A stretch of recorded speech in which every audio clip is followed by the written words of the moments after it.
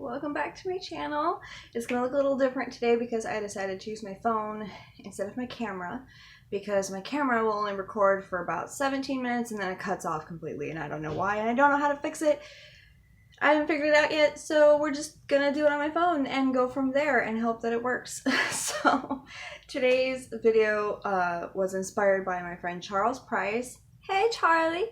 Thanks for bringing up this interesting topic that the more I researched it, the more interested I got. It's actually quite fascinating and I can't wait to share it with you guys. We're going to talk about the big stink, or the great stink, in London of 1858. Absolutely ridiculous. So Victorian London was already a stinky place to live. Open markets, crowded streets, dirty streets with the horses everywhere. It's already pretty smelly. But then in July and August of 1858, it got even worse. Hot weather exacerbated the smell of untreated human and industrial waste on the bank of the Thames. So the problem had been mounting for several years. They had an inadequate sewer system, and many thought that miasma caused disease, which we'll get into that in a minute. So most of the sewers were built before 1856, and at that time there were 20,000, not 20,000, 200,000, even worse, cesspits, open pits where they just put all their refuse in. It's disgusting. And 360 sewers. Cesspits often leaked methane and other gases which could catch fire or even explode from time to time, so they were very unsafe. And the sewers were often in a very poor state of repair.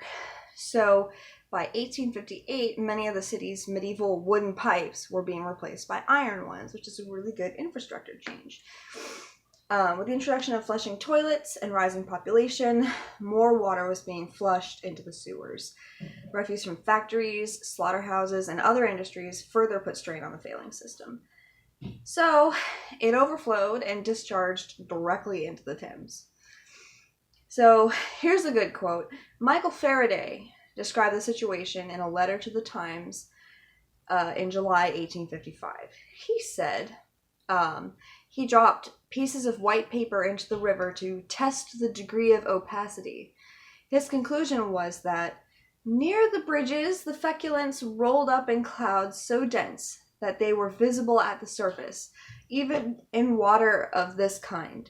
The smell was very bad and common to the whole of the water. It was the same as that which now comes up from gully holes in the streets. The whole river was for a time a real sewer. Ugh, which is just disgusting when you think about it. So the smell from the river was so bad that in 1857 the government poured chalk lime and chloride of lime and carbolic acid into the waterway to try to ease the stench, and it didn't work.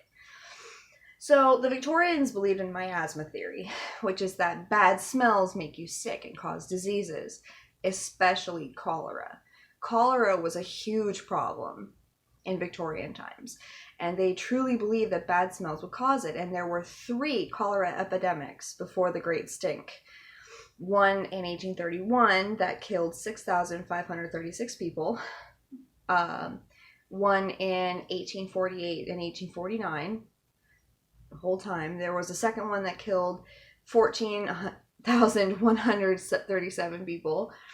And in 1853 to 1854, there was another cholera epidemic that claimed 10,738 people. So people were dying en masse, and they believed that the bad smell was what caused this. Luckily, we don't think that now because it's not true. But anyways, in 1858, the trouble had been mounting for years. Queen Victoria and Prince Albert attempted to take a pleasure cruise down the Thames, but returned to shore within a few minutes because the stench was so bad. At the height of the stink, between 200 to 250 long tons of lime, I'm not sure what long tons means, but apparently it's a form of ton. I don't know these things. Lime were being used in the mouths of the sewers that discharged into the Thames, which, employing the men to pour this and spread it, cost £1,500 a week. So it was very expensive to try to take care of this. Finally, it got so bad that Parliament passed an amendment to an 1855 act And of course I didn't write down which act it was because, you know, to clear up the Thames. It stated that the sewage outlets should not be within the boundaries of London and allowed the board, the people taking care of this, to borrow £3 million to solve the problem. The Times even observed that Parliament was all but compelled to legislate upon the Great London nuisance by the force of sheer stench, which I just found immensely amusing. So there you have it, the great stink of Victorian London, driving people nearly crazy with a bad smell. So if you have any other ideas, any other cool stuff you want me to talk about, leave them in the comments below. I check every comment. I never get comments because I'm very small still. But anyways, thanks again, Charlie. This was a really interesting topic, and I'm glad that you suggested it. Anyways, and for now, I will head on out, and I'll see you all next time.